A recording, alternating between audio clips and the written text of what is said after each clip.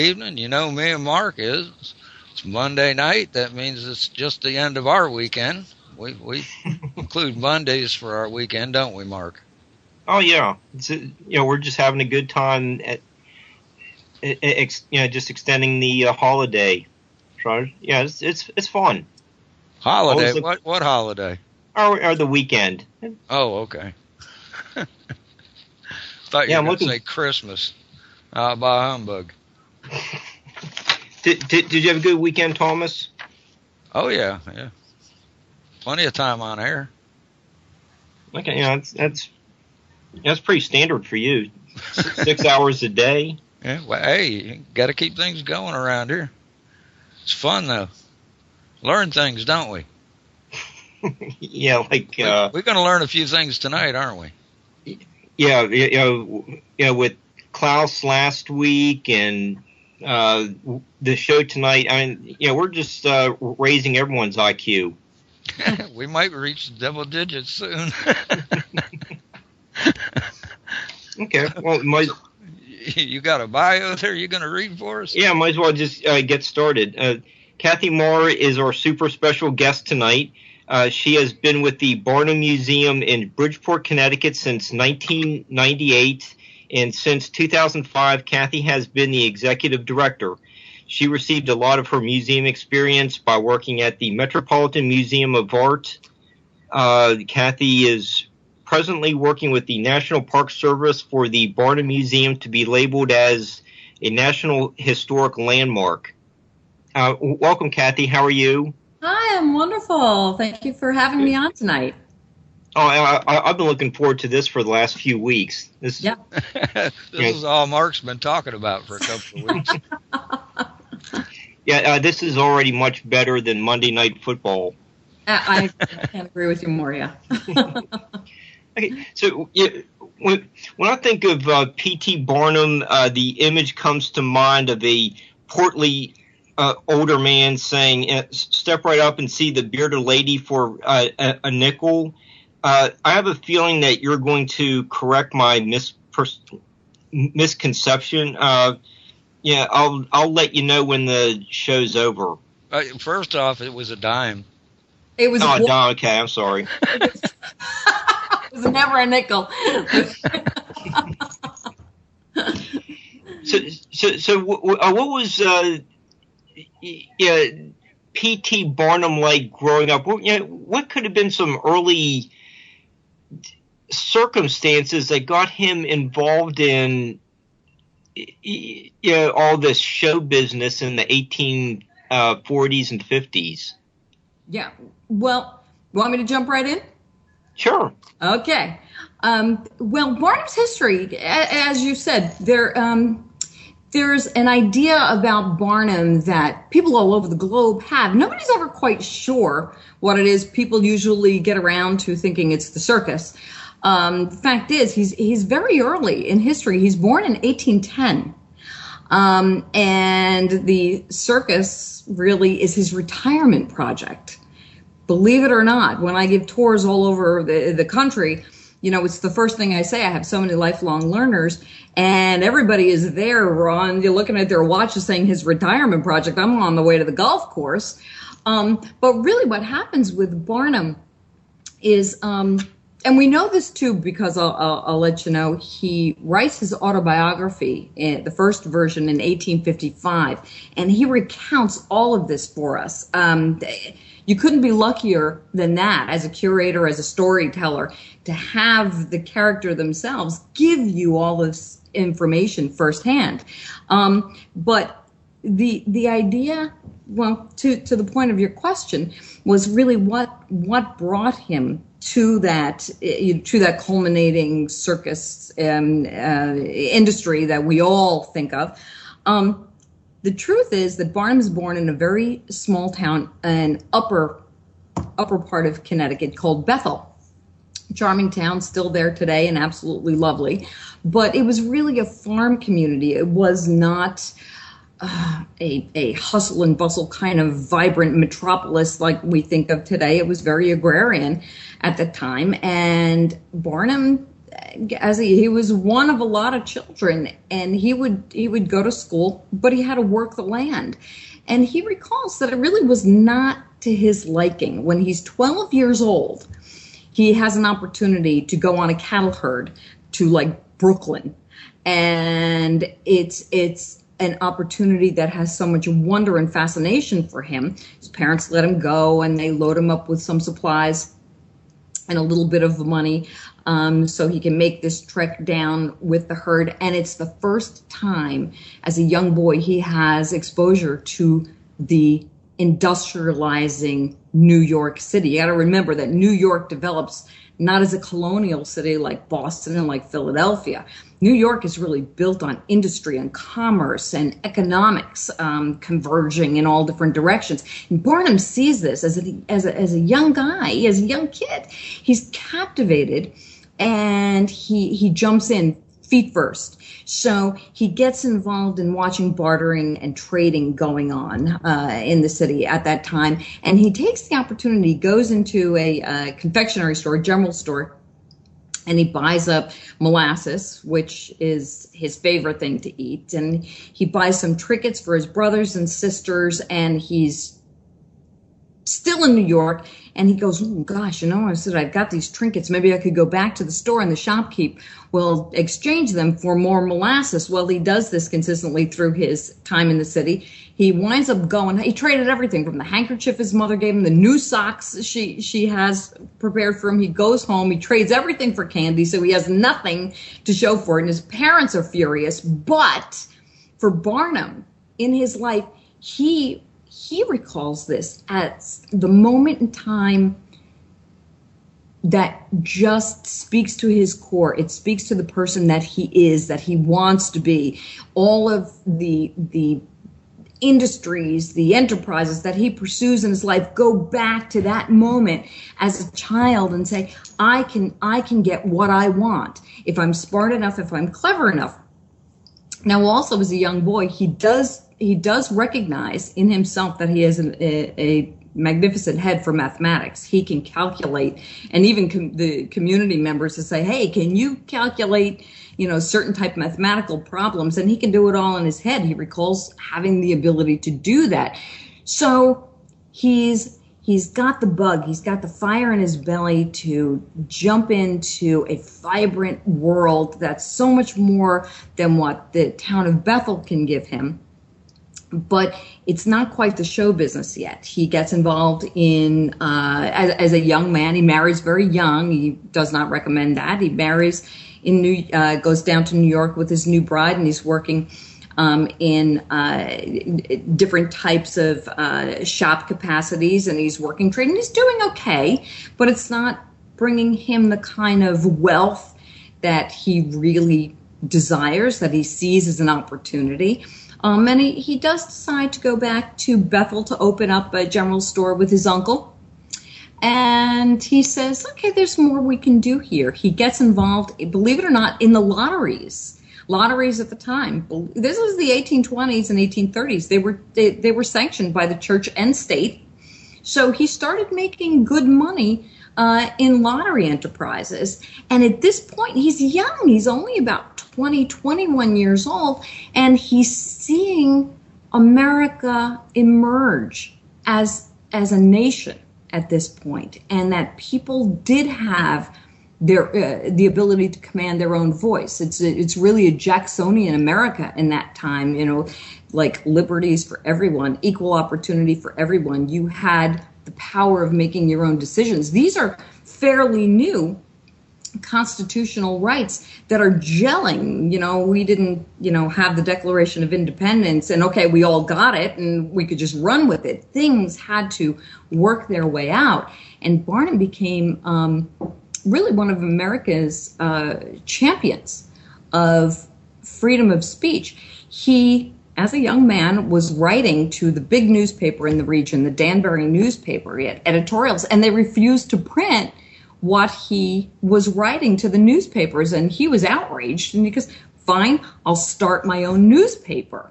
So in 1832, really, I mean, this is how he he becomes the person he is. If there was an obstacle, he found a solution to the obstacle. It's brilliant. And he started producing his own newspaper called the Herald of Freedom.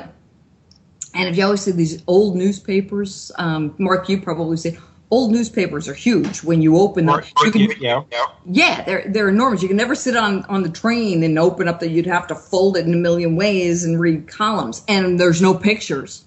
It's words, and I mean loaded with magnificent words that we don't even use anymore.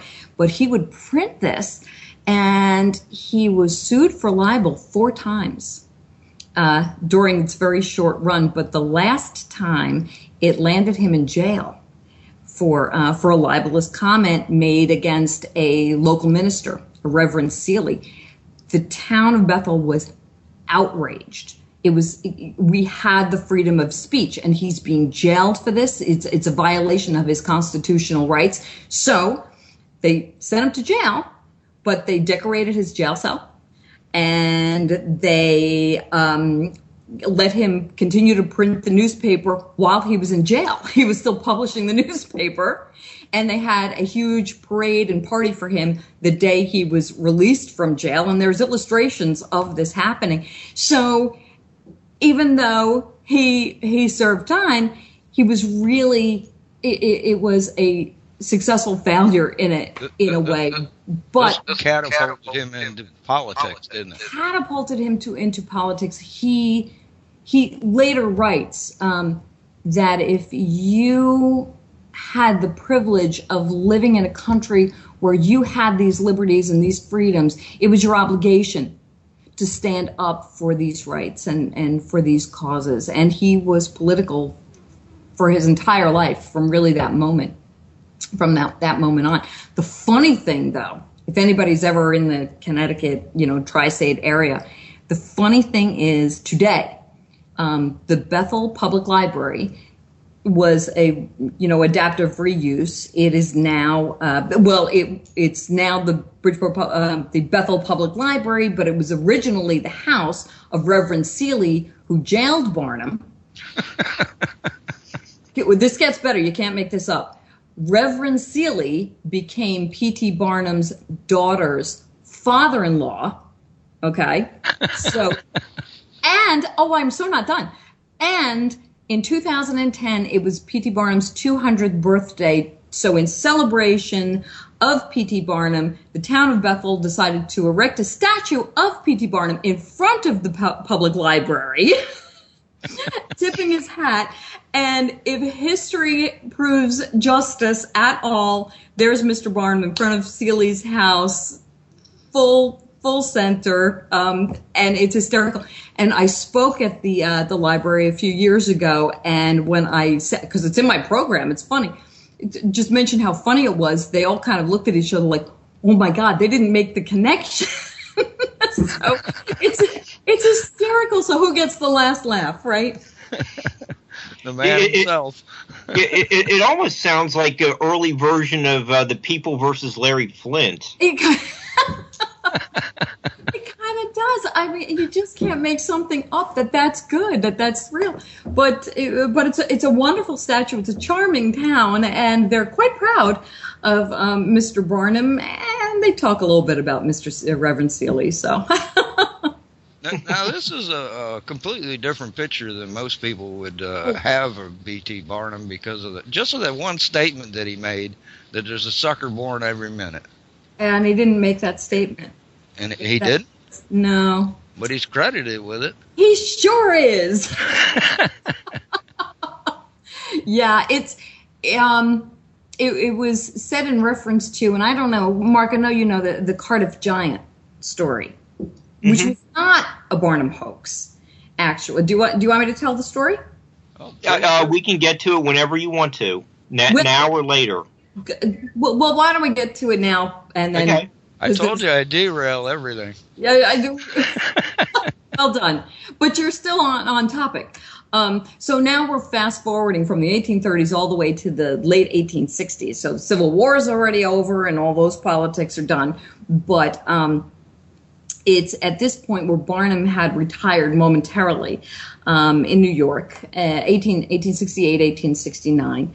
This has nothing to do with Barnum originally. So stay with me on this. There was a gentleman from Syracuse, New York, who was a staunch atheist. It just was him.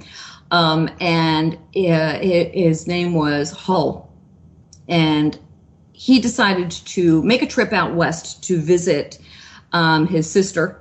And he wound up getting into a staunch disagreement with the local minister at that time that everything in the Bible is literal, word for word for word.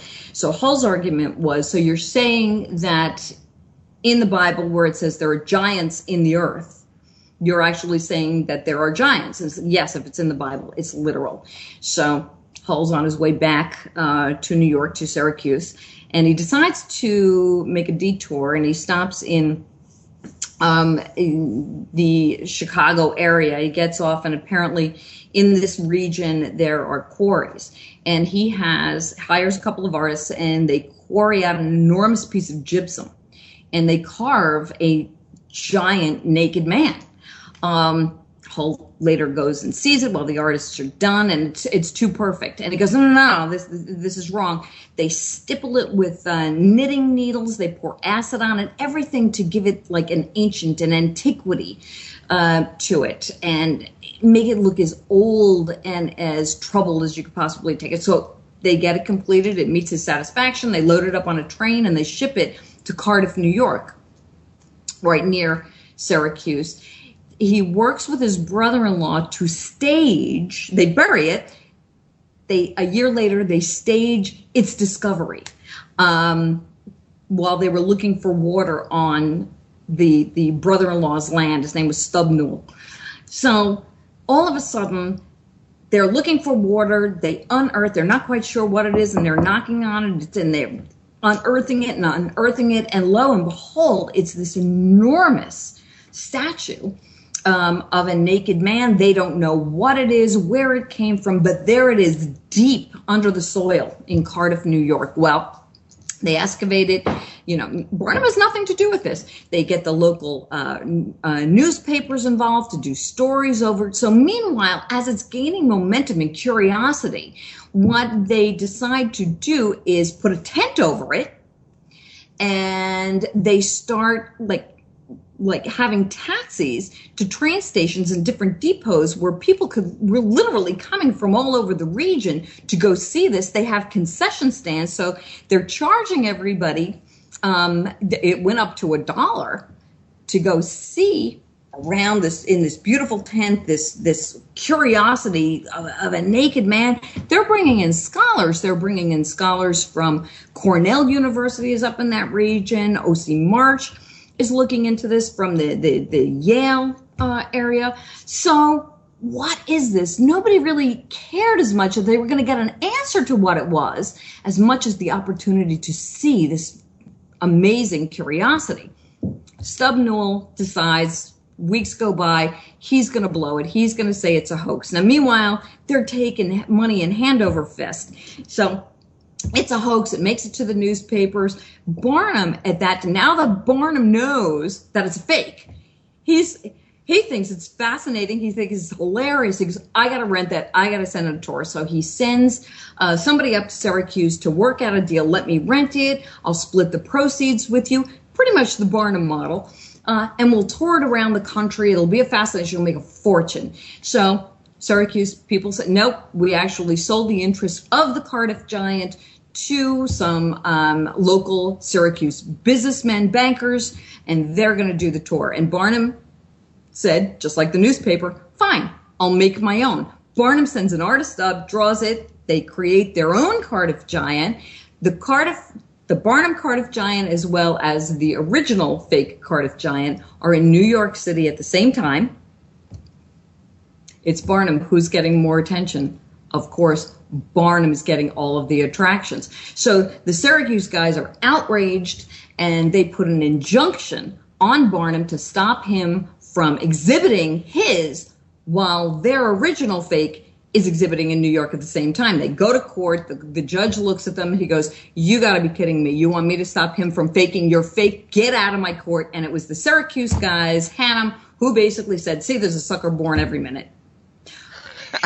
But just like the library story, the original fake is now on exhibit up at the New York State Museum, but it costs you $10 to go see it now. So it's still an attraction. So Barnum knew it. Ta-da! So he never saw the sucker born every minute, but well, that's some knowledge that most people contribute that statement to him. Yep, they do. Now that's a good thing to know that it wasn't really him. That's what I said. It was just so out of character from what you were saying he was like. Yeah, it really is. It is so completely out of character for something. Everything he exhibited was in his eyes value. That it was, he never intended to totally fake you. His intention was always to offer curiosity. So he invited the curious. He gave you the opportunity to make up your own mind and have the total freedom to explore your imagination and make up any conclusions that you want. You might be right, you might be wrong, but if it makes you think, and as a practical result, go to the museum, that was a success. He would have made an excellent radio host here. He would have made an excellent a whole bunch of stuff. I was just saying to my curator Adrian today, it's like he's been dead over 100 years. He's the only man on the planet that exhausts me. And you think about everything that he did. I mean, there is a Barnum something, whether it's a newspaper article or a letter, a document, an artifact, in collections all over the world. And he did all of that without technology. I can't imagine what his shirt, from using ink and a pen. I mean, how filthy his hand always must have been, and his shirt must have always been full of ink. I mean, he was absolutely prolific. Back then it took a while for ink to dry on a piece of paper. Yeah, and there was no stopping him. I mean, just page after page after page. Yeah. Go ahead, Mark. Okay, so since we're talking about some of these curiosities, might as well get into, like the Fiji mermaid. Is that item still on display? Whatever happened to those legendary curiosities that we've heard about for hundreds of years? Well, you know what, Mark? That is a perfect segue, because interestingly, the Fiji mermaid was Barnum's line in the sand. That was the one exhibit. That is the exhibit where he felt he went too far. His promotional genius is really seen for the first time with the Fiji mermaid, but that's really when he does feel he goes too far. The story is, the Fiji mermaids, the idea of these magnificent curiosities that had been around long before Barnum got a hold of it. And Barnum became very good friends and colleagues with a gentleman named Moses Kimball. Moses Kimball had a comparable establishment in Boston, and he would borrow artifacts. They would, exchange ideas and correspond all the time. And Barnum said, "Let me borrow your Fiji mermaid." Now, what it actually was the body of an orangutan artfully sewn to the tail of a fish. So it truly is a wonder, and it makes you stop and pause, and whether your reaction is wow or ew, you know what I mean? It makes you stop. So Barnum borrows it, but he knows that he can't just promote it as a Fiji mermaid. Come and see this thing. He understands that he has got to prepare the public mind. He's got to reach into his bag of tricks and slowly but most certainly saturate the public with ideas and little bits and nuggets of what this could possibly be, and get everybody excited to the point where you absolutely have to go see this. So what Barnum does is Moses Kimball lends him the Fiji Mermaid, and he hires a person who worked with him in the past to stage himself as a naturalist from the London Museum, Natural Science Museum, and have this curiosity, this mermaid, this specimen with him. So the idea was he was getting people intrigued slowly, but the whole idea of the Fiji mermaid surfacing in the public eye in newspapers, everybody was blind to Barnum having any involvement. He knew that if he got involved, it would sort of derail the trajectory of the story. So he hires the naturalist to kind of spice up different locations in the country. He writes to friends that are in South Carolina, I think one in Georgia, to write a letter to the newspaper saying, hey, I heard about, this mermaid, and it's fascinating, and we've got, a guest here from the, from the Natural Science Museum in London, and he has got what appears to be a mermaid. So he's slowly but surely reaching his tentacles way into the country. Now, this is the 1840s, remember? It's like the Civil War hasn't even started yet, and the railroads haven't even laid their tracks down yet. So getting all this information out is still a chore and time consuming. So when the time was right, the idea was to bring the Fiji Mermaid up to New York and slowly get it to the American Museum. So because the American Museum now is opened New Year's Day, 1842. So it's new. It doesn't have all the history quite yet. So people are still somewhat fascinated by this massive establishment on Lower Broadway in New York City. So Barnum decides to put a huge banner of a beautiful mermaid outside, and his friend comes up and sees, he's still posing as this naturalist from London. He sees this massive banner waving, off the American Museum, and he was like, no way, I'm not doing this. And Barnum's like, I have to. I spent a fortune on the banner. And he was like, that's it. I'm out if the banner is staying. So it's one of the only times Barnum really kind of steps back and say, okay, we'll take the banner down. So they proceed. They showcase the mermaid in the American Museum, and when people finally come to see it in New York, this massive museum, it is a horrific small creature, rather mangled in its features as if it died in agony, and people were kind of like, oh, really?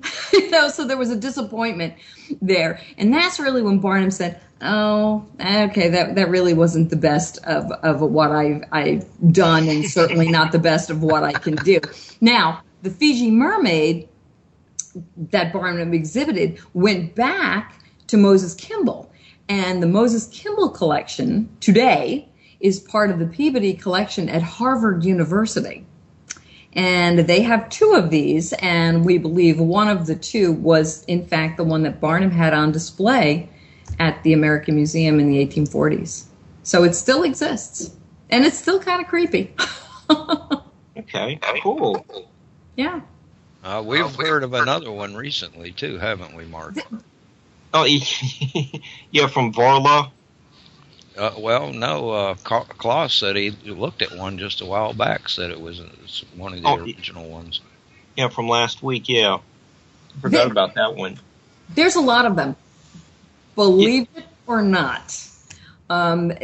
We actually have a reproduction in our collection as well, but they do exist in other collections. It wasn't like a one and they didn't exist. There are accounts of Fiji mermaids as early as the turn of the 19th century, 1810 and stuff. So they were being manufactured in the East, in the Far East, as literally as curiosities, and so they are around in different museum collections on exhibit. Yeah.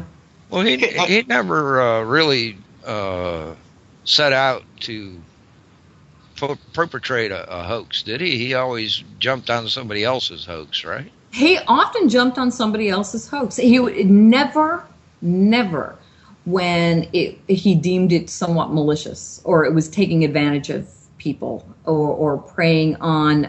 Right. He used it as a marketing tool. It was a marketing tool. It was all in good fun, and the intention was either to make you wonder and think, to make you laugh, which was a big part of what Barnum enjoyed doing. You know, he did see the need to not always take yourself so seriously and enjoy life. I mean, that's truly his words, exactly. You know, find comparable happiness in life. But it was never something where he testified. Is a good example. There were things called spiritual photographers as photography became more accessible to people, where they would cast an eerie, ghost-like figure in the background of somebody, whether claiming it to be a loved one or Abraham Lincoln. I mean, you see these things. Barnum testified against spiritual photographers because he felt that was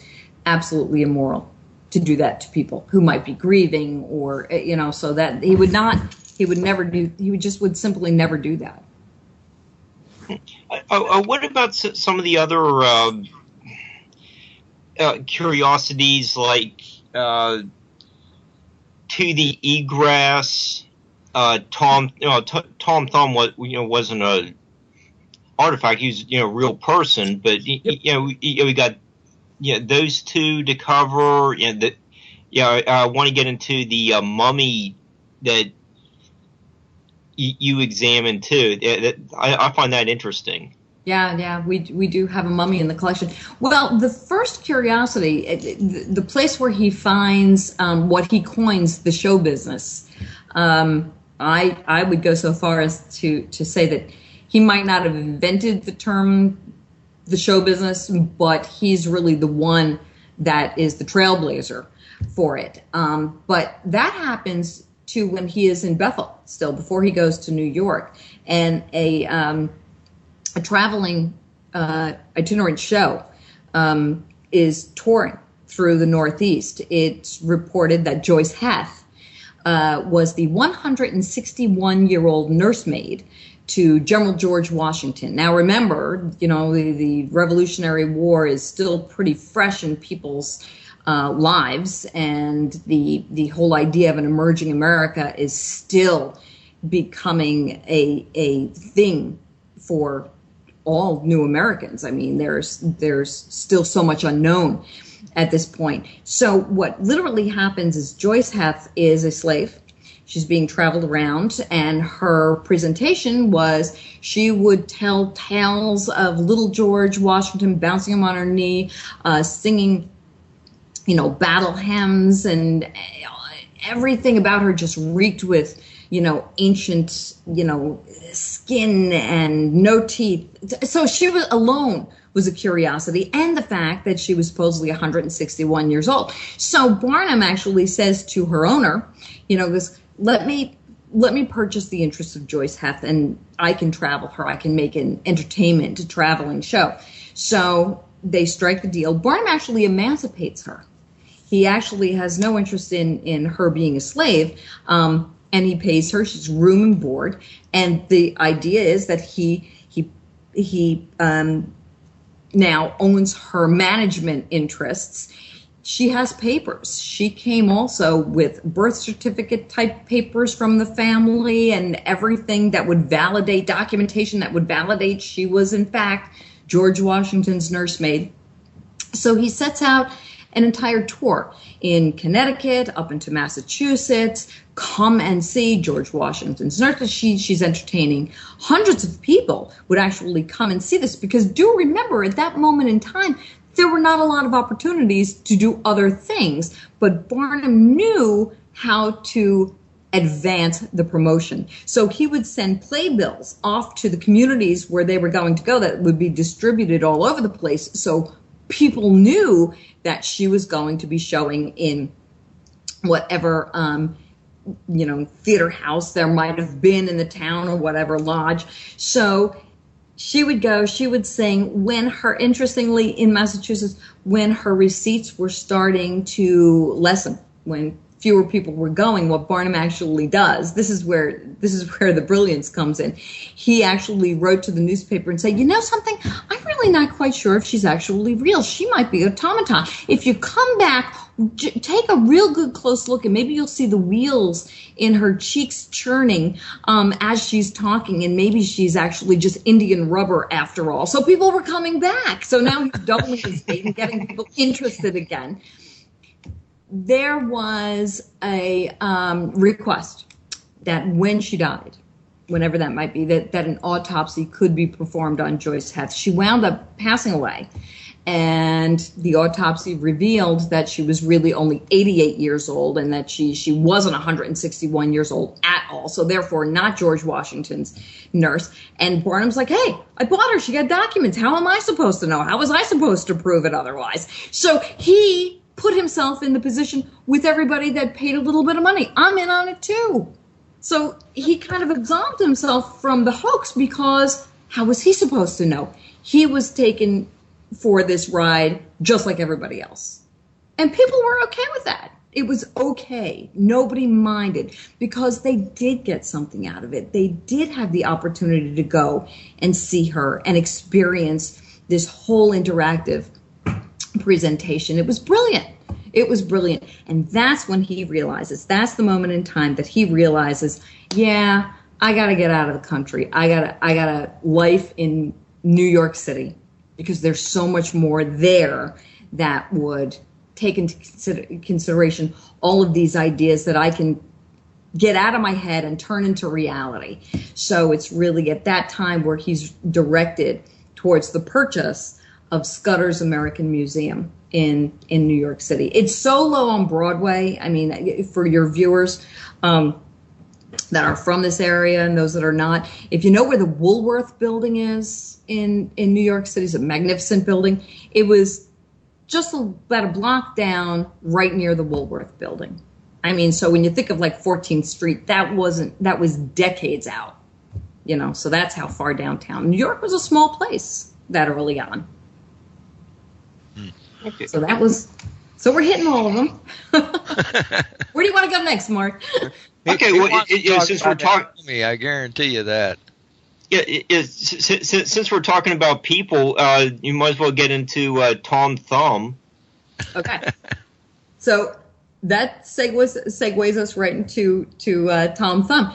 So Barnum opens the American Museum in New York. It's New Year's Day, 1842.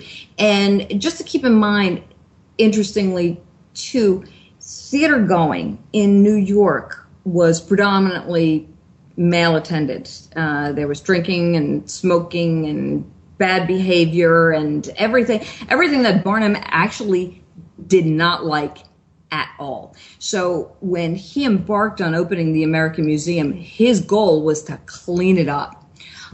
He recognized a female audience, and he recognized an audience of children, and nobody was tapping into that. It was genius. So in taking over Scudder's American Museum, making it more elegant, painting prosceniums, adding elegant presentation spaces, and loading it with new exhibits, because there were, actually, you can see in some of the original lithographs, 500,000 exhibits on display at the American Museum, whether they were living exhibits. And when I say living, the idea of the freak show, also most people jump right to P.T. Barnum. That's much more Coney Island. Barnum's already dead when all of that happens. The living specimens, exhibits, curiosities, were everything from animals. So it's the first aquarium. Let me jump into that first. The American Museum was the first aquarium in America.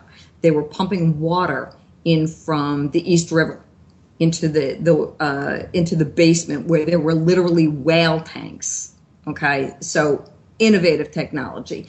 But the human curiosities that we also think about, they were called levees. They were engagements with the public. And, the idea of the bearded lady, yes, she was there, but also the human curiosities that were there by our standards, were not so unusual or bizarre. Barnum actually hired families, whether they were from China or Germany, whatever country they were from. They would come, they would wear their traditional clothing and sing their traditional music and instruments and engage with Americans.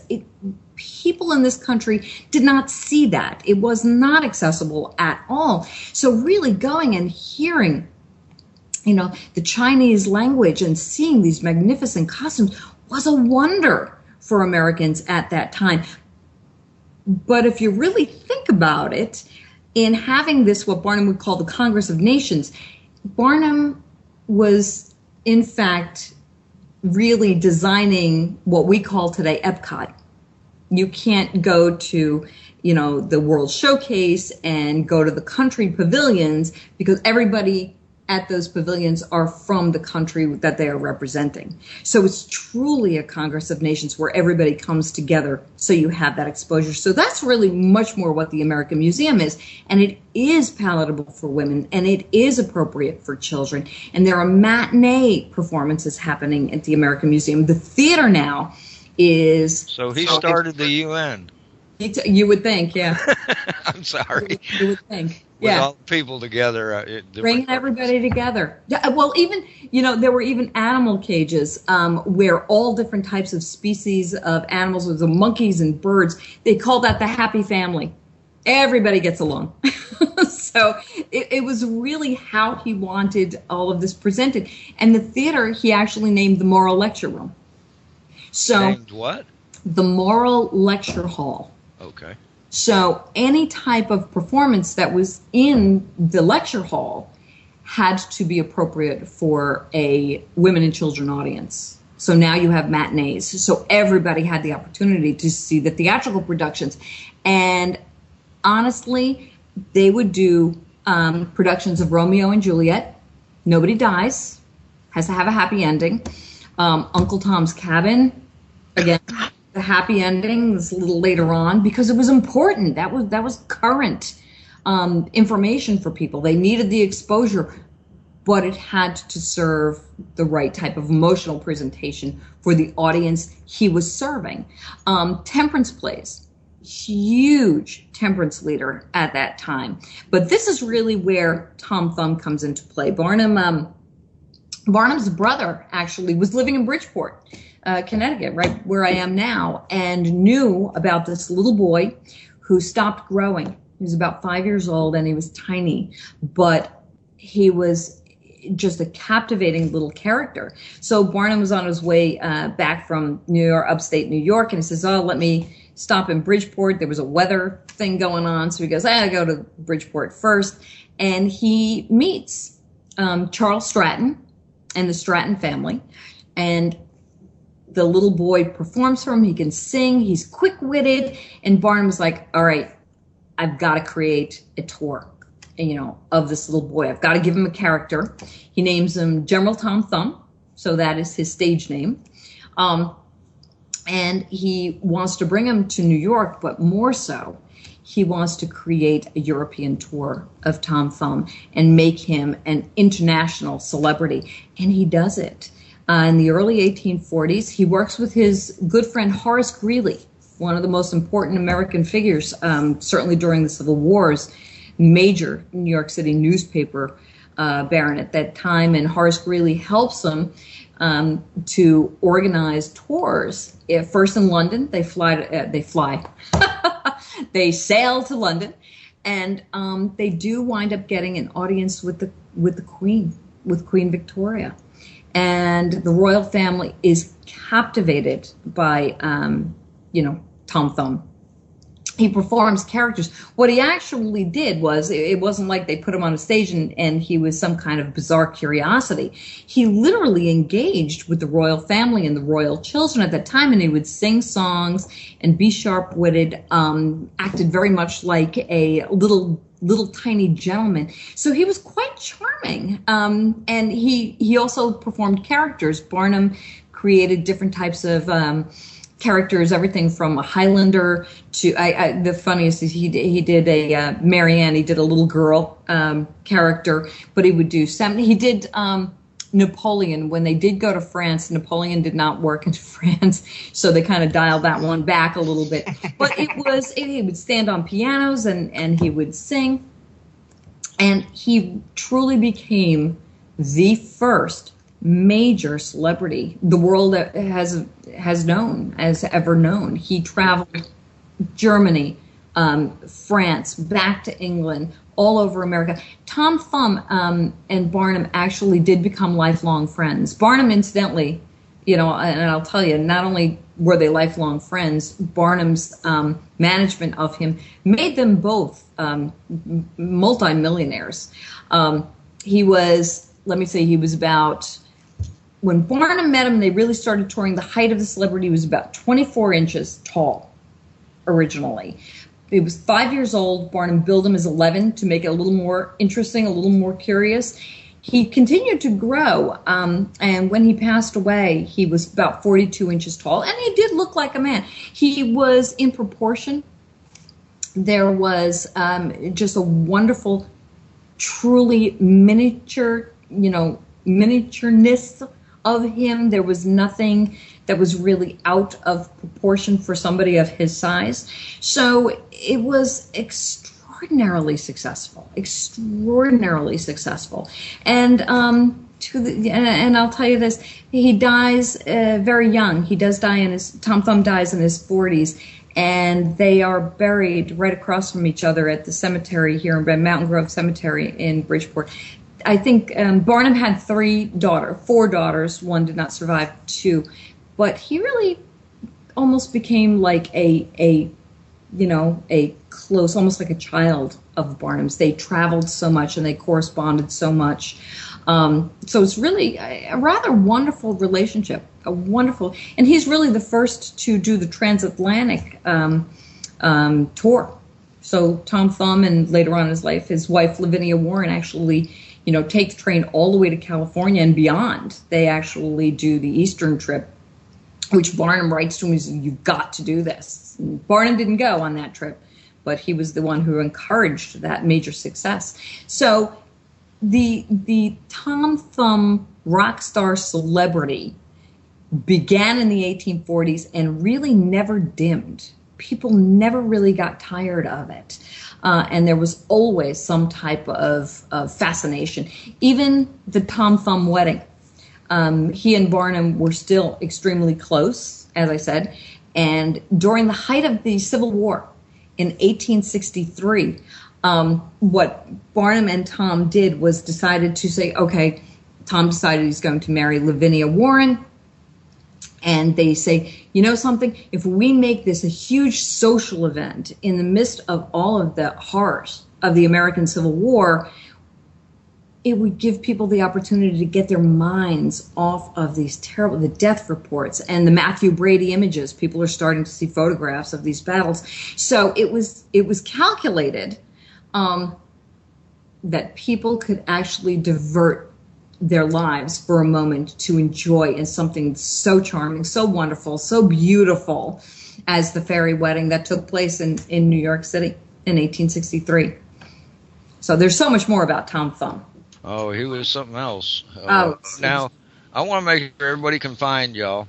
The website is www.barnum-museum.org. That's it. I want to make sure they know how to find you, because most of our listeners are not in the chat room. Okay. I just wanted to make sure we got that out before the break. That'd be great. Oh, all right. Go ahead, Mark. I know. Okay, yeah, we have about 6 or 7 minutes till we take a break. So maybe we can get into the mummy, and we have a lot of stuff to cover on the other side of the break. So it seems like the study of the mummy was a very dignified and solemn occasion. Could you explain a little bit about that? What you found with all the testing? Sure. The mummy has been in the collection since very early on. Barnum actually passed away before the museum we're in now was completed. But Barnum's second wife, Nancy Fish, actually donated a mummy to the Barnum Institute, of Science and History. So it has been here since 1894. And when I got here in 98, kind of looked at it and it was just like, phew, it really needs research, looking at the hieroglyphics on the coffin, looking at the human remains. It was not unusual in the 19th century. You could buy mummies, believe it or not, and you pick your mummy and you pick your coffin, and they did not start the afterlife together. They were kind of put together if they fit. And I always questioned it. And fast forward, technology emerges. And there was a program on TV a number of years ago called The Mummy Roadshow. And now with the age of Google, it was like, you know what? Let me jump in feet first and see what that's about. Google it. It turns out that the bioanthropologists from Quinnipiac University, barely a half an hour away from here, were the professors that would travel around the country. Emailed them. They were here within 24 hours. It was Ron Beckett and Jerry Conlog. And said, oh, amazing. It was, oh, yeah. And we were like, we need to do real research on this. The hieroglyphics on the coffin were read by some very reputable institutions. And the hieroglyphics read that the mummy was a male priest, about 60 years old, from Upper Egypt, died, mummified about 2,500 years ago. Working with our Quinnipiac University friends, we revealed through CAT scans and imaging that the mummy, first of all, was a woman, about 30 years old, right? Died of severe periodontal disease and is aged at more like 4,000 years old. So she predates canopic jars. So with technology the way it is now, after over 100 years, we were able to give much more information about this remarkable specimen. I mean, not too many institutions actually have mummies, and certainly none with the provenance that we have. We do know there was a mummy unwrapping party when she first got here, but her exact history now is lost to time. We don't know who she is.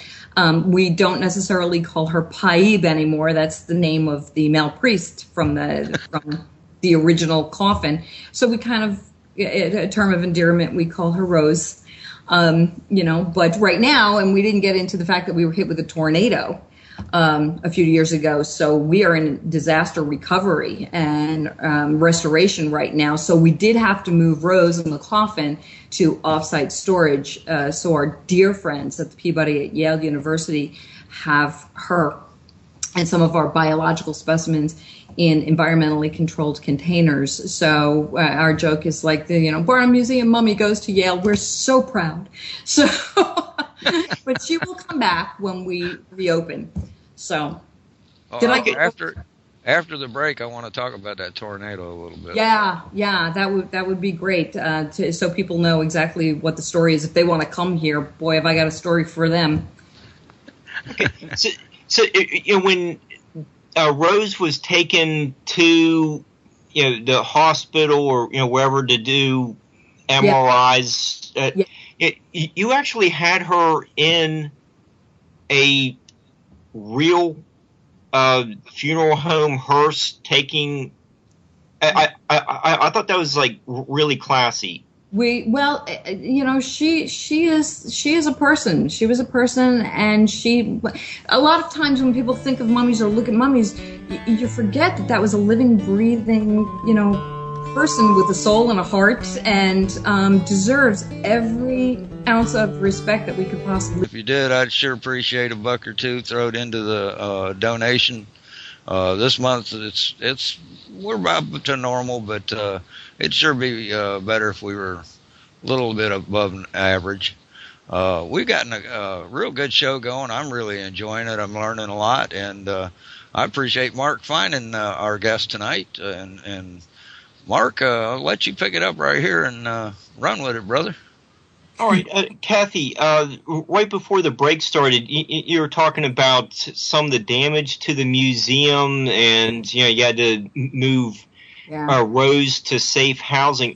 What happened to the building? Oh my goodness. Well, and thank you, because that was really how our conversation started. I wasn't quite sure, when Mark, you and I started talking originally. It's like, oh, we're talking. I said, I don't know if you know our situation. We're really not accessible fully the way we used to be, because in 2010, on a beautiful June day at 2:15, not that I'm that specific, the city of Bridgeport, Connecticut, we got hit with an EF1 tornado. The last tornado to hit this area was 1876. I'm thinking that a lot of your guests might live in Tornado Alley and you understand all of that. That is just something that does not happen in this part of the country really at all. And certainly not Bridgeport, Connecticut is the largest city in the state of Connecticut. We're barely an hour out of New York City. So it is a really dense hub of people and buildings. So for a tornado to land smack down in this major city and smack full head on into a national landmark building, it was devastating. The most remarkable thing is that the building did not collapse. We've learned through the last 4 years working with architects and engineers that the innovative technology they used to design the building was very advanced at the time. So we know, the building was constructed. It's sandstone, it's terracotta with a brick face, and it is lined on the second and third floor with steel. So it's an 1893 building. And then the top floor is an arch system. So that combined kept the building standing. However, we've got catastrophic damage. The east wall failed from the negative pressure, what's called a vortex shedding, sucked the whole east wall out. If anybody sees the pictures, if you go to the website and you see it's a beautiful building. The dome, the massive dome, literally shifted, and the whole east side of the dome is bulging, and the timbers are lifted from the structural supports. It's a wonder. And then also with the tornado, I hate to interrupt you, but it's at www.barnum-museum.org. That's where you can see the pictures at. And you can see about it. So between the HVAC system sucking in, you see a tornado because it's carrying garbage. It came into the building, covered the artifacts with glass and grime and leaves. And we're talking about Tom Thumb carriages, P.T. Barnum's top hat. I mean, Jenny Lind documents, everything. And aside from the HVAC system just totally failing and now it's completely contaminated, the worst thing that happened was what's called hygroscopic shock. All of that moisture got sucked into every crevice and every artifact, and everything swelled and then collapsed. And the decomposition of paintings and gildings, leathers started molding. The paint started flaking off the Tom Thumb carriage wheels. So we're facing a multi-million dollar historic restoration to the building. We're still working on the collections, and then we have to reinstall a magnificent Barnum museum. So we're talking, my goodness, well over $20 million to restore it. We've slowly been raising money, but anything anybody can send to help, it goes right into the restoration funds, so we can keep going and just even keeping the general operating going. We're down to a small staff and extraordinary dedicated staff who every day have been on the front line of that tornado, keeping it at bay, keeping the energy up and the enthusiasm up, and they are truly small but mighty champions, and a terrific board. But it's my hat's off to the folks that actually live in the tornado part of the country, because this is and people always say, "Oh, where were you?" I was running for cover. I was literally. I don't blame you. Yeah, we had an event And I was just a block away, just on my way back. And it was like, whoa, the sky turns color and you could almost physically feel it. There are people out there that probably understand that. But again, I grew up in, New York on Long Island Sound. And I was like, oh, go back inside. I'll wait that one out. We couldn't shut the door behind us. And it was like, what the heck? And then with that, what's called the blunder effect happens, and it slammed. And my world completely changed. In seconds, my entire world completely changed. Everything that was important to me at 2 o'clock that afternoon altered to being in constant disaster management. No roadmap for something like this. Was anybody hurt in the tornado there? Thank you so much for asking. There were people that were injured. There was no casualty. Nobody was killed, which is amazing. I mean, there were 3 lips. Yeah. On cars. If I was actually in the building, I was setting up an exhibit, a new Barnum exhibit in the gallery. And if I was actually in the gallery, I would have had to have gone to the hospital. There was that much glass and grit and grime. So if you believe in the universe, stepping in, the fact that even though I was outside, I was not in the gallery, and I was able to go into disaster management immediately. And God bless the city of Bridgeport and our neighbor at the People's, but they came to the rescue of people. So my staff was fine. The staff was fine. The guests that were in the museum, thank God, were fine. My kids were fine. You have no idea even where your family is. You think this is happening to everybody. No, it was just me. So we were very fortunate. We were very fortunate, but the whole city sounds like it was very fortunate. Oh, it was unbelievable. It was pretty devastating. Now, if that wasn't enough, the next year, Hurricane Irene came through, and we had to board up and get ready for that. And we had cumulative damage from Hurricane Irene. No kidding. The next year, in 2012, Sandy came, and the wall that I'm looking at right now, on the other side of that wall, pretty much is the Long Island Sound. And we were part of that massive sea surge that came. So the water came up to the back of the building, and the train lines are right there, the trains that go right into New York City. The Metro North transformers were exploding. I stayed in the museum that night to be here, God forbid, in case there was a need to respond to something. And I had a path. I had an emergency evacuation that I could have gone into the building next to us. But that was truly one of the scariest things. And I kept saying, oh, my God, my mother's going to kill me. My city council president, Tom, is going to kill me because I'm the dummy that stayed, the person that always wants to say. But it was horrifying. And then we had cumulative. So we have forensic documents on top of forensic documents, and it's a nightmare, and we're still battling with insurance companies. It's not done. So we persevere on. And you're working with FEMA too? No, FEMA actually did not help the museum. You might be grateful they didn't. I don't even know how to say it. Yeah, no, it was kind of designed. It's not designed, at least then, it wasn't designed to help landmarks because we're such a specialized site. It's not like they could come in. It's like, oh, well, just buy a new mummy. You can't, it takes an extraordinary amount of time.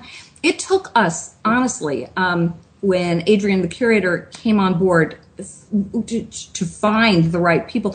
We couldn't move anything out of the severely contaminated historic museum, all the artifacts, until insurance came, but until we had the proper conservators come to assess the situation and start doing cleaning on site, because you can't move something so totally contaminated into a cleaned environment. So to move the 25,000 artifacts from the carriages to the paper documents, you have to have intellectual control. It's a museum. You need to make sure everything is documented. No joke, it takes time. And some people say, oh, we'll get like the baseball team to come and help move. It's like, no. We need to have legions of specialists, museum curators and conservators come and track all of this. So it did take more than a year just to have our arms around the collection. Remarkably, we only lost one artifact to complete and total catastrophic damage. One of P.T. Barnum's 1870s autobiographies was soaked. There was so much glass that came into the building with the tornado. You had no idea how much water was under the glass, and I wasn't about to put my hand into the glass to see. And it found its way into the document storage area and just soaked original Barnum letters. And one autobiography was just missed, and it molded over completely. It was a total loss. But other than that, it has been unbelievable, Herculean. So he must have been a meticulous record keeper. The way he used to sound like he had quite a bit of documents. There were catalogs. The way museums work today, there's governing authority of how you track and process, and most certainly today with digitization happening, all types of metadata, classify and categorize artifacts. That did not exist with Barnum, but he kept catalogs. I mean, you know how you go to the Metropolitan Museum of Art today or any museum in your towns and you'll have a map to tell you where to go. Well, Barnum had catalogs in the 1840s that told you exactly what you were going to see on every single floor. The American Museum was 5 floors. So from the whales in the basement to the gardens on the top floor and the perfumeries and the wax departments and the animatronic departments, it just went on and on and on, that you actually knew or had an idea of what you were going to see, or you could choose what you wanted to see. So that existed very early on. But as we re-envision this museum, we're working with an extraordinary exhibit designer out of California, BRC Imagination Arts, and they are brilliant storytellers. And they are going to, we've been working with them to pull together some of these magnificent stories. So when the time comes and we raise all the money to, revitalize the whole museum, you will step into a museum that really pays tribute to Barnum and the way he celebrated his museum attractions. So that's a really exciting thing. It took a long time to find the right exhibit designers too that could really do P.T. Barnum, and they are brilliant. They are really, really brilliant and love Barnum. Are there any recordings of P.T. Barnum speaking? Yes, believe it or not, his is one of the very, very first voices ever recorded by Edison. And actually, you could Google P.T. Barnum's voice and hear it. It's very quick, and he talks about his great show, also never called a circus. A circus was a component of the greatest show on earth. But he talks about that in that, 20-second blurb that when he, goes on to the happy majority, as he recalls, that his voice, like his great show, will go on for eternity.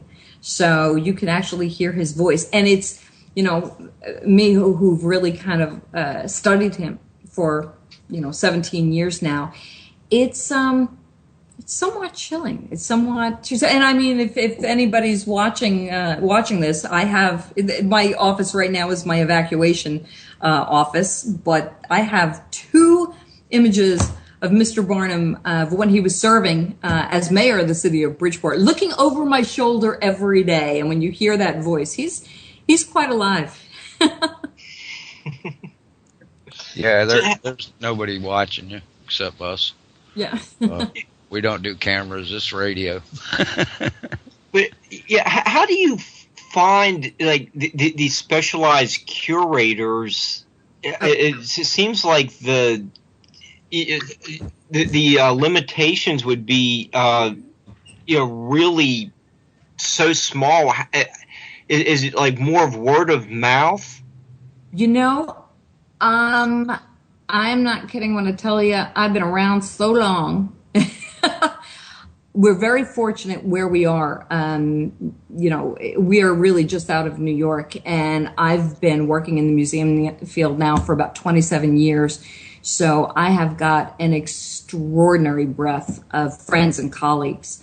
So when this happened, we were able to mobilize right away. We have conservators in New York that I called, and they were able to come out, within a day or two. So, and actually Adrian, who is the curator of the museum now, was working at an institution, 10 minutes away in the town of Fairfield. And bless her heart, she jumped onto the team, and she was able to take control of the collections with extraordinary skill and expertise, and has done an amazing job. And she's still working it. She is still dealing with artifacts out in conservation laboratories today. We still have a conservator on site that comes in and is working with pieces and frames. And we've got a metal statue that has zinc disease from the moisture impact in its core. So all of that has to be carefully watched. So that is something that we were very fortunate to have knowledge of, and have this strong network of people really close by. If this happened at another institution where they didn't have that, there would be so much more lost. But I can't thank that group of people, and you really do go into trauma. And PTSD is a real thing, and it will surface with me after these years. But it is unbelievable. But I cannot thank those people that reached out immediately afterwards. And we even became a chain gang in the basement to start saving the documents, just to get them out and start air drying them. Because we had, a lot of people say, oh, you didn't have an emergency plan. We did have an emergency plan. And the tornado is in it, hurricanes, everything's in it. But the first thing it says, when you get the warning, and there was no warning here. No, we don't have mechanisms for these kind of warnings. They just simply don't happen. So nobody knew what was going on, and it was a while after they declared that it was, in fact, a tornado. The mayor shut the city down. You couldn't get in. The fire department, I know for a fact they couldn't get here because people were flagging them down, and the dispatcher saying, get to the Barnum Museum. So it was unbelievable. And when it plays into, amazingly, Barnum had major catastrophes in his life, so I feel like I'm just continuing his and he always he did, didn't he? Did back. Yes, he always he had extraordinary faith, and belief in himself, and his confidence in the fact that he was a universalist, and he truly believed that this happened for a reason, and I've got to get on in it. And he did, and he moved forward. I'll tell you, I do commend y'all for saving a piece of unique American history. Oh, thank you so much. Thank you so. I wish you could come. You're far away. Too far away, and it's too cold even in the summer. It is. It's cold. Yeah. Now, a lot of people, you said he went through a few things in his life. At one point, he was pretty much penniless, and Tom Thumb helped him out, didn't he? He did. Yes, he did.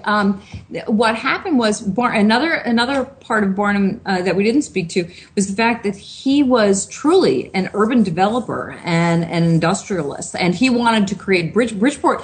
Bridgeport is truly a wonderful city. It's right on the Long Island Sound, hence our hurricanes. But he literally decided to make Bridgeport an industrial hub out of New York. The first one out of New York City, which was a major, artery to all types of commerce coming in. And Bridgeport, because the train lines already existed, there was a ferry company, and the steamers were going into it. It had all. It was the perfect storm for a major innovative city that could bring in industries of all sorts.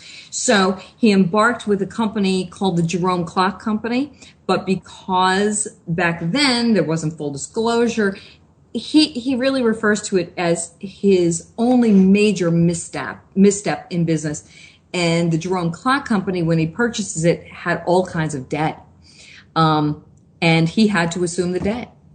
there was no way out. And he spent countless hours in front of judges to pay off notes that he wound up inheriting.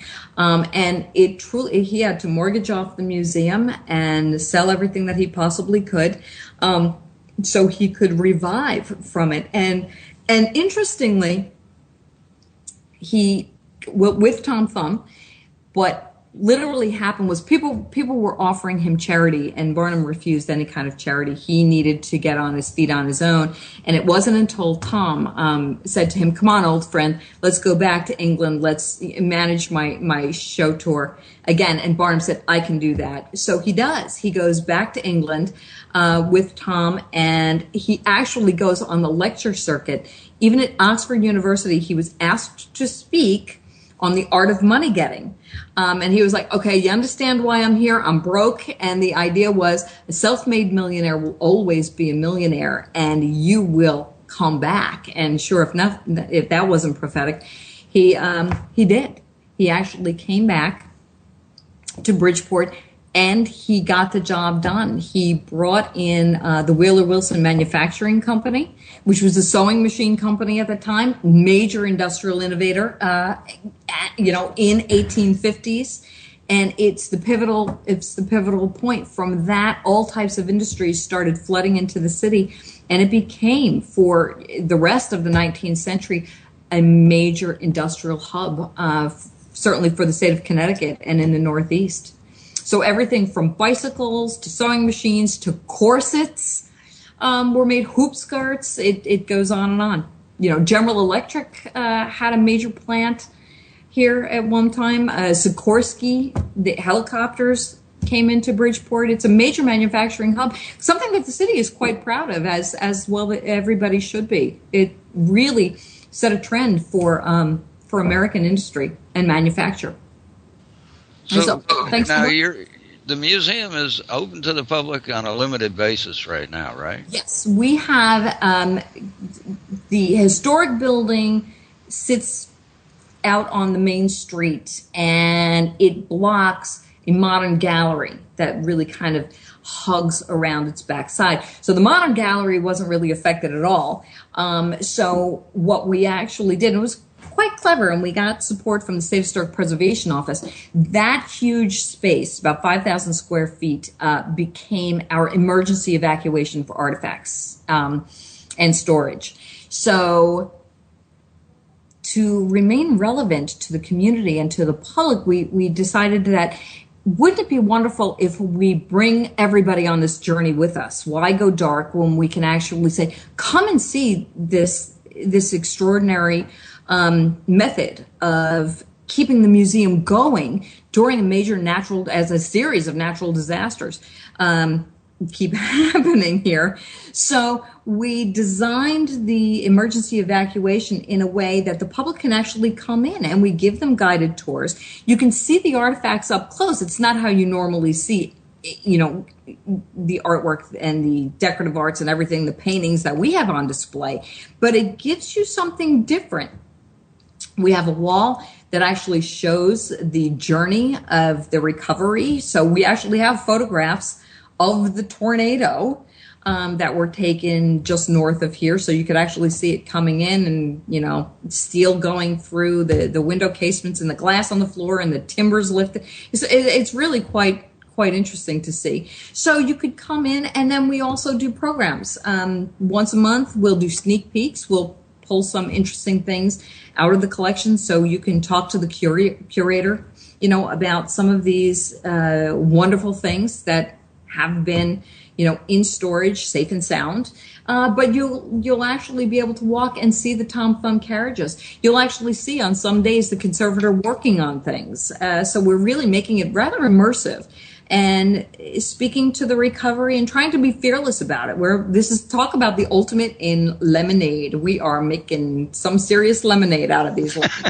So it's really rather fascinating. We started up our membership program, which had to be suspended for a while, and we've got a number of people who have revived their memberships, and new people who have signed on as members. And it's wonderful that the people really miss the museum. People want it to come back and be bigger and better than ever. And it's really an obligation to get it done. So you have the chance to see certain things. I'm always in and out, but I'm always happy to talk, to folks about what's happening, what's going on. I actually give lectures. I'll give the Barnum lecture here, and I take it on the road. I actually travel around the country. We've become the poster child for disaster resilience. So go figure, like I ever thought that was going to be on my resume. But we've had amazing lessons. And if we can help anybody, be prepared, have a disaster readiness plan, because like I said, there is no roadmap. We are here to do that. That is truly something that we're dedicated to, all of the staff, John, my business manager, and the volunteers. So, well, it's going to have to be on my bucket list if I ever go north again. Oh yeah, definitely. Definitely. But you're better after what happens, and it's just going to take a little bit of time, but you've learned a lot. It's going to be a stronger museum. Once you get everything, the roof put back in place and walls fixed, and it's just going to be, just a great example of resilience. Great example of resilience, and in a funny way too, much like Barnum, I really think that this was probably an opportunity in disguise. It's devastating. It has not been easy, and we're still working so hard to revitalize the museum, but it's given us the opportunity to explore Barnum and his contributions to American history and global history much more deeply. And working with the designers, BRC, what we found, we interviewed well over 200 community members, whether they were families and teachers and scholars and our community leaders, business leaders, and the mayor. What we really found was, like we said in the beginning of our talk tonight, it's like, what do people think about Barnum? It's the circus. Okay, this is just a small part of the story. What we learned were the themes that underride P.T. Barnum. The fact that he was an amazing risk taker throughout his whole life, that his wealth was really made greater by his service. We didn't even talk about the fact that he held terms as a Connecticut legislator, and he was a champion of the Civil War and the Union cause, and part of the amendment of the Connecticut Constitution to expand citizenship to all. I mean, it goes on and on. He was the hugest temperance leader in the country, and gave lectures on temperance. Donated the money all back to the temperance causes wherever they were. He was actually friends with Henry Bergh, who was the founder of the ASPCA. He believed that, animals are becoming part of American entertainment, whether they're, zoos that are emerging or whatever it might be, that Henry Bergh was the founder of the ASPCA, and Barnum, even in his will, gave thousands of dollars to the ASPCA cause, even in his will, and had a statue erected to Mr. Bergh right here in Bridgeport, this magnificent horse statue with the mouth of Seaside Park. So, and he actually championed, land preservation in many ways by preserving that whole shorefront. It's huge shorefront. And later, Frederick Law Olmsted became the designer who designed Central Park in New York City, became the designer of Seaside Park. And he was the mayor of the city as well. So he was never quite done with the show business, though. It was always where his heart was. And even when his first museum burns down in 1865, allegedly by Southern sympathizers, believe it or not, right after the Civil War ended. Yeah, it was New York's first major disaster. It's then that Them is doggone terrorists. I'm telling you, it was unbelievable. But their illustrations completely up in flames. But it's really after the second museum goes on fire in 1868, and that was a boiler failure. His friend Horace Greeley says, "Take this as a sign, my friend, and go a fishing." And that's when he goes out west. And so now we're talking, this is the 1870s. Okay, so he starts the museum in 1842, and now, fast forward decades, and it's at that time where he's approached by Midwestern circus promoters so they could use his name and create a huge traveling show. And Barnum actually says it would revive my love of my museums. And he embarks on the greatest show on earth. That opens in Brooklyn in 1872 and has all types of 10,000 seats under this tent. So it's where the ideas of the circus enterprise gains momentum. But even though he never really called, it always had a circus component, it was never really called the circus. So, and interestingly, people always ask too, and then I know we want to talk about Jumbo. People always say, it's like, when does Ringling Brothers, Barnum and Bailey? Believe it or not, Barnum's really creates the Barnum in London show. It has a million names, the Barnum Menagerie and Caravan, always the greatest show on earth. It's not until the 1880s that he collaborates with James Bailey. And in 1887, it becomes the Barnum and Bailey greatest show on earth. So that's the first time you see Bailey. So this is 3 years before Barnum dies. Bailey continues the show until he passes away in 1907. And that's when the competitors, Ringling, purchased the show. So Barnum's dead, Bailey is dead. The Ringlings are traveling both shows independent of each other. And then because of economic conditions, and you have World War I taking place and all types of impacts, they decide to combine the shows in 1919. So it's not until Barnum's dead for 28 years is the first time you actually see Ringling Brothers, Barnum and Bailey Circus. And I love my Ringling friends. I talk to them all the time, and I always tell them, it's like, there is no way if Barnum was alive, he would have taken second billing. No way. Not what you would have done. Not what he would have done. But he tries for a long time. Barnum tries for a long time in the late 1870s, 1880s to acquire the elephant Jumbo from the London Zoological Gardens, and they refused. He finally strikes a deal, and they decide to sell Barnum this magnificent, enormous pachyderm, sails Jumbo to New York. And truly, the word jumbo is part of our language culture now, and it means exactly what it was originally intended. It's massive. So we call anything that's oversized jumbo by today's standards.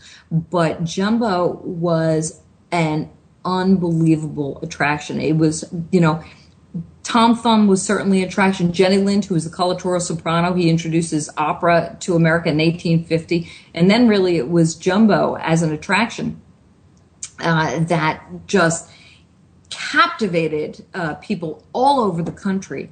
And the sad thing was, Jumbo was really only here a very short time, was traveling in Toronto, and they got the train schedules wrong. The whole troupe was walking along the train tracks and is hit by a train and dies. I didn't know that. Yeah, it was very, very sad, and people mourned. I mean, people were really devastated because all types of promotional materials were created that celebrated Jumbo, the child's friend, and and when Jumbo that was a real tragedy. I was saying, I remember seeing pictures of them and little toy statues of them, and statues and bottles and all types of ephemera pieces, and listen to this, to make the story go on, as tragic as it was typical in a lot of natural science museum where you would see those wonderful vignettes. If you go to the American Museum of Natural History in New York, you have those wonderful depictions of the animals in their habitats. Well, to taxidermy the animals and to erect the skeletal remains was normal practice at that time. So what Barnum did was he sent the taxidermied hide of Jumbo and the skeletal assemblage to another, artist to craft it. So now he's got two of them. So you have the hide and you have the skeleton, and Barnum sent them on tour independent of each other. So now he's doubling the take on the Jumbo exhibit, even posthumously. So, but ultimately, what happened was this skeletal remains was donated to the Museum of Natural History in New York City, where it still is today. But Barnum started the Natural History Museum at Tufts University in Massachusetts. And after I told you about the American Museum fires, I didn't even tell you about the Hippodrome fires, goes on and on. Unbelievably, in 1978, I think it is, the Natural Science Museum, where Jumbos hide, and that is their mascot, by the way, the Jumbos. That is Tufts University mascot. 1978, that building goes on fire, and the Jumbo hide is, for all intents and purposes, a complete loss. But they did collect some of the ash remains in a peanut butter jar. So instead of the football team touching Jumbo's trunk, now they got their peanut butter jar for good luck, and they still celebrate. And they just ended a fabulous exhibition. We worked with their curator and lent a number of artifacts to the exhibition that really chronicled the story of Jumbo. It's wonderful. Andrew was going to come to the museum and speak this spring. So we're looking forward to that. He did a great job on it. Great job on it. So, yeah, poor Jumbo, huh? Yeah, it was one of the more memorable characters of my youth. Oh, really? Yeah, there was all kinds of stuff with Jumbo on it, and products, and Jumbo peanuts were, it showed a picture of Jumbo on there, and it said Jumbo. I mean, that's the first time you ever heard of them. Yeah. And it was a promotion of that, Yep. And it's funny that you said that, too, because another really unexpected thing about Barnum was the fact that, again, we're going back to the mid-19th century, 1840s. In this country, nobody really had any exposure to really fine arts. There was no ballet. There was no... It was a bunch of backwoods hillbillies. Yeah, well, kind of. And it was really only even though we like to believe that we're an egalitarian society, that there really was an upper class that might have had the opportunity to travel to Europe and England and have this exposure. Barnum did. Barnum went to England. So he had this awareness of opera.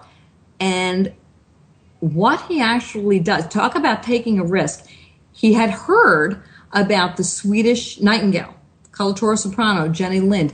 Never heard her sing, only heard about her. And he gets an idea in his head in 1849 to actually go into contract with Jenny Lind to do an American tour. And, and he winds up striking the deal. And Jenny Lind was pretty shrewd herself. She agrees. $187,000 had to be put into the Baring banking company in London before she would even pack a petticoat. $187,000 in 1849. I mean, think about that by today's millions. That's millions by today's standards. And he does it. He actually does it. He sends an emissary to arrange the deal with her. It's all signed. She's going to come in the fall.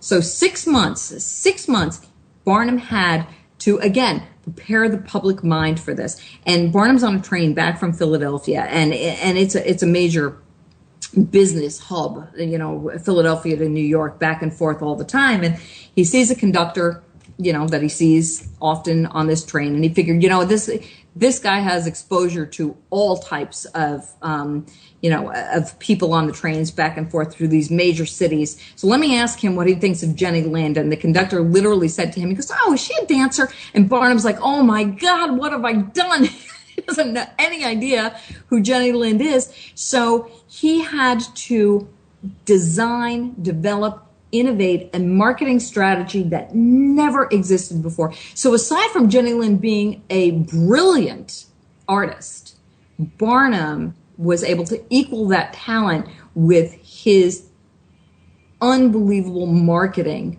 acumen and promotion. So He pretty much created the first superstar then. He created the first. So now he's got Tom Thumb, who's a performer, but Jenny Lind, who's truly an artist, in a time when, women and children theater going was still somewhat questionable. He transformed that. With bringing Jenny Lind to America, 30,000 people were waiting for her to get off the boat in New York, down on Canal Street. I mean, it's unbelievable when you think about how big society was at the time. I mean, we're in the millions today. We weren't in the millions back then.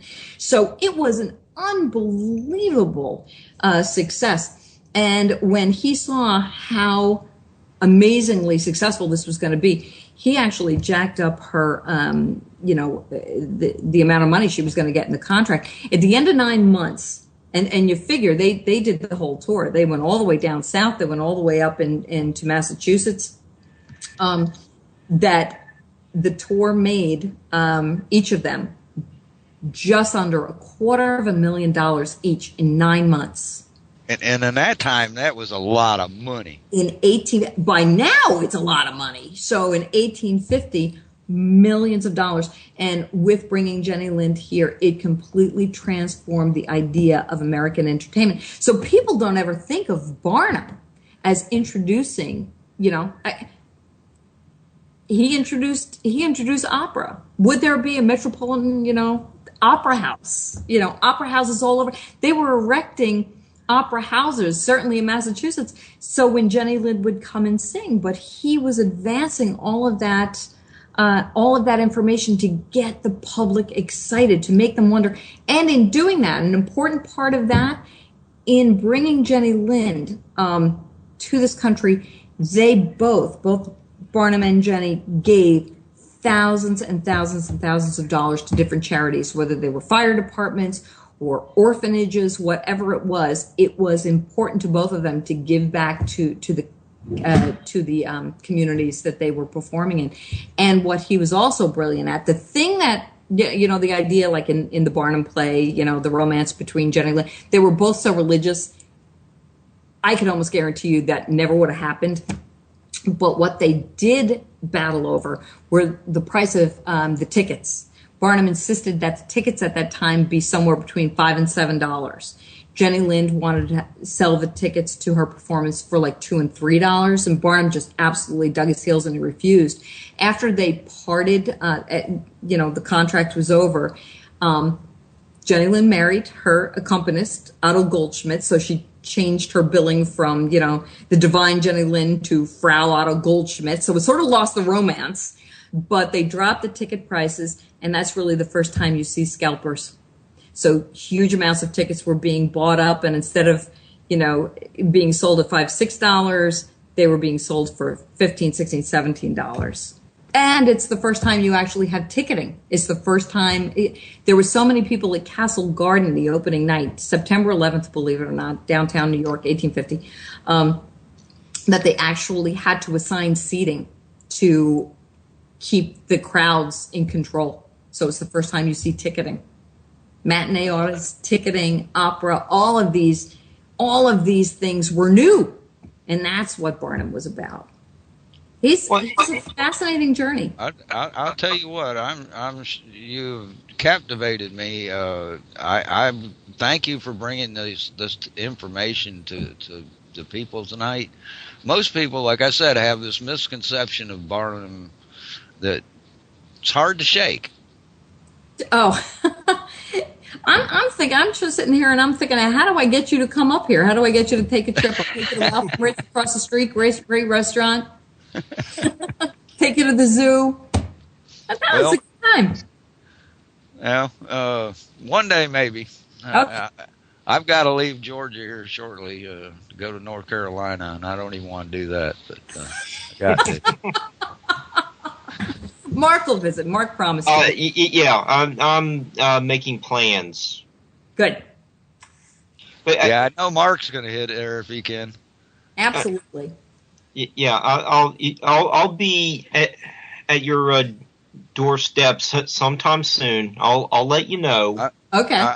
I hope listeners out there realize that any help you can help the museum, is going to help American history. This is part of American history that we don't need to lose. Stuff like this. Thank you so much. Yeah, preserving history. We've gone through. You've covered the fires. Stuff was lost there. Fortunately, not much was lost with the tornado and water damage, but we can't lose it. And each week, we're bringing a lot of shows, with archaeologists or someone like that that's discussed what we can't get it back.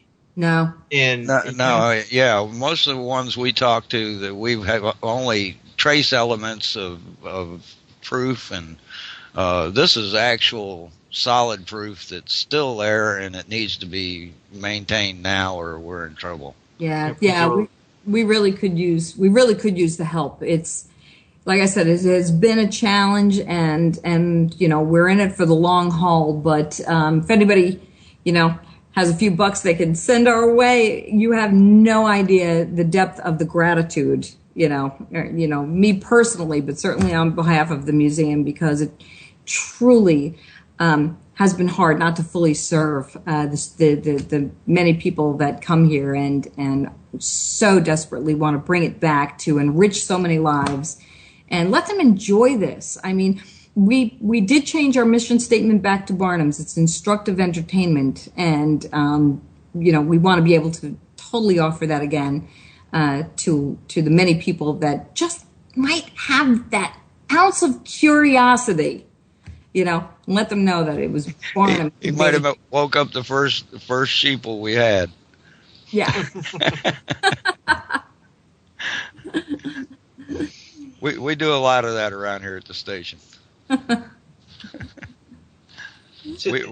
We're totally listener supported too, and we know how that is. It's hard to do that, and so people, get off that wallet and help out with American history. Donate $1 to the station and $1 to the Barnum Museum.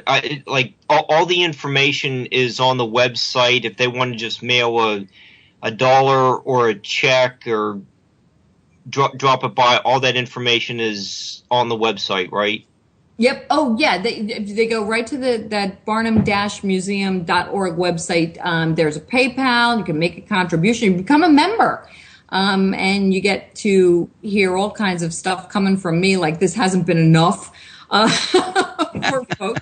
No, this has been entertaining and enlightening. Yeah, we give everybody updates, and certainly the journey of the re-envisioning is really, really exciting as well. And everybody can be, anybody who contributes, it really becomes a part of the legacy. We preserve all of those names, and it's all tax, it's also tax deductible. We're a full 501c3, I'm sure like the radio station is as well. So we cherish all of our members and we thank them. And if you're passing through, and we're going digital, so there'll be more information to access, questions, and every now and then, we'll pop up on the, American Heroes channel or History Channel or, BBC. So people around the world are fascinated by Barnum, and it's a real duty to make sure he's around and we can serve all of the inquiries we get, from everybody. We get inquiries from kids doing National History Day projects on Mr. Barnum, And my goodness, I get emails that I cannot even read because I don't know what language to put them into Google.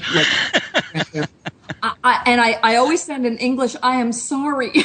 I don't know how to answer you. Is there a way you could translate it? But we get correspondence from Russia, from Egypt, from Sweden, all over the planet. The English are finding it interesting. That's good to know, because we are a worldwide radio. I mean, there's people listening everywhere in the world. Yeah. So Barnum's reach goes around the globe, and surely he would be one of those people on his way to the moon if he lived long enough. So think about how to make a buck from it. absolutely. Entertaining. So has the Mysteries at the Museum TV show been there?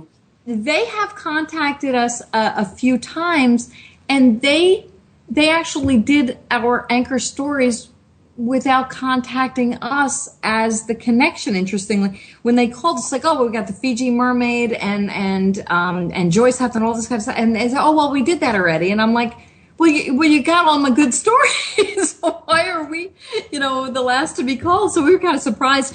They wanted to do the Mummy, and then we got hit with the tornado. So we never got around to doing that because Rose had to go off to Yale. Well, that's the end of the show, and I want to thank you for coming on and enlightening us tonight. And remember, folks, we're both totally listener funded, so if you got a buck or two, we'd sure appreciate it.